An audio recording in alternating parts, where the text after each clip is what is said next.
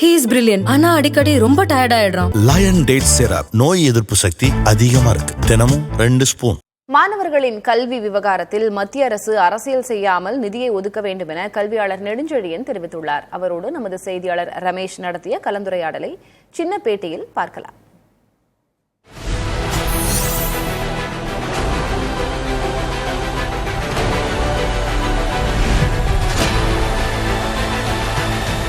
அரசியல் சாசனம் குறிப்பாக சொல்றதா அமைச்சர் சொல்றாரு, முதலமைச்சர் ஒரு கருத்து சொல்றாரு. என்னதான் சார் ஆக்சுவலா இந்த மும்மொழி கொள்கை பத்தி?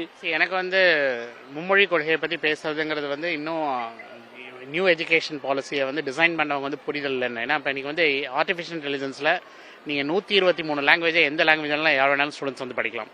இது இன்னைக்கு கல்வி அரசியல் ஆக்கப்படுகிறது. அதான் மிகுந்த வேதனை தருகிறது. இன்னைக்கு தொழில்நுட்ப வளர்ச்சிகள் அபிரதமான வளர்ச்சி போயிட்டு இருக்கு. ஆனால் ஒரு மாநிலத்து உரிமைகளை பறிக்கிறது. இப்போ தமிழ்நாடு வளர்ந்த மாநிலம். தமிழ்நாட்டில் எஜுகேஷன் நல்லா இருக்கிறதுனால தான் உங்கள் ஜிடிபி கான்ட்ரிபியூஷனில் நிறைய சதர்ன் ஸ்டேட்ஸ் எல்லாமே இது பண்ணுறாங்க. அப்போ இது பொலிட்டிக்கலாக நீங்கள் இதை பார்க்கக்கூடாது. என்னை பொறுத்த வரைக்கும் ஒரு மினிஸ்டர், அதுவும் சென்ட்ரல் மினிஸ்டர் அந்த ஒரு பொசிஷனுக்கு வராருன்னா, நான் இந்தியாவில் உள்ள எல்லா மக்களுக்கும் நான் நல்லது பண்ணுவேன் அப்படின்னு ஒரு சத்திய பிரமாணம் பண்ணி தான் உள்ள வராரு.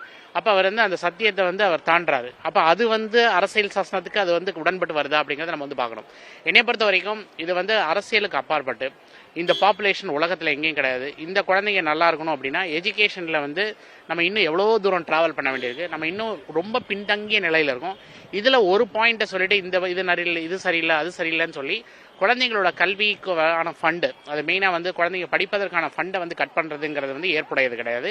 இது ஒரு நல்ல ஒரு அரசியல் ஒரு சூழலுக்கு கல்வி ஒரு நாட்டின் வளர்ச்சிக்கு மிக முக்கியமானது. உங்களுக்கு அரசியலில் என்ன சண்டைகள் இருந்தாலும் அதை நீங்கள் பார்லிமெண்ட்டில் வச்சோ வேறு எங்கேயாவது வச்சு நீங்கள் என்ன சண்டை போடணுமோ நீங்கள் கோர்ட்டில் வச்சு பண்ணுறதெல்லாம் அதெல்லாம் பண்ணிக்கோங்க. ஆனால் எதிர்கால சந்ததிய குழந்தைங்களோட லைஃப்பில் விளையாடக்கூடாதுங்கிறதா என்னோட தாழ்மையான வேண்டுகோள். இந்த குழந்தைங்க நல்லா இருக்கணும் அப்படின்னா சென்ட்ரல் கவர்மெண்ட் உடனே ஃபண்டை ரிலீஸ் பண்ணணும்.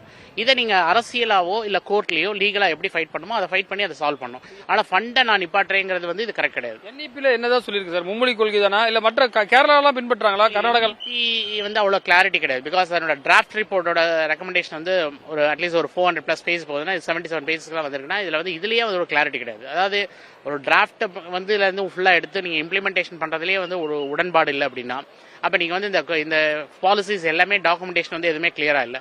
என்னைய பொறுத்த வரைக்கும் கல்வியில இவங்க இன்னும் போட்டிருக்க அந்த பாலிசிஸ் எதுவுமே இந்தியா மாதிரி ஒரு டைவர்ஸ் ஸ்டேட்ஸ் உள்ள கண்ட்ரிஸ், லொகேஷன் டைவர்ஸ் லாங்குவேஜஸ் எல்லாமே இருக்கிற இடத்துல நீங்க ஒரு சிங்கிள் பாலிசியில போக முடியாது. அதான் டாக்டர் மால்கம் ஆதிசேஷையா பழைய ஃபார்மர் வைஸ் சான்சலர் மெட்ராஸ் சொல்லியிருப்பாரு, இந்தியா முழுவதும் லா அண்ட் ஆர்டர் ஒன்னா கொண்டு வாங்க, எல்லா இடத்துலையும் ஒரே மாதிரி கொண்டு வந்துட்டு நீங்கள் ஒரே பாலிசியை பின்பற்றுங்க.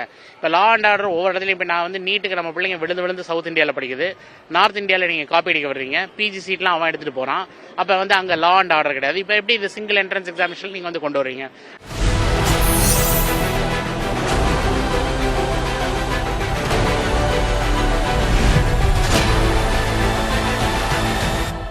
He is brilliant. ஆனா அடிக்கடி ரொம்ப டயர்ட் ஆயிடுறான். லயன் டேட் சிரப் நோய் எதிர்ப்பு சக்தி அதிகமா இருக்கு. தினமும் 2 ஸ்பூன்.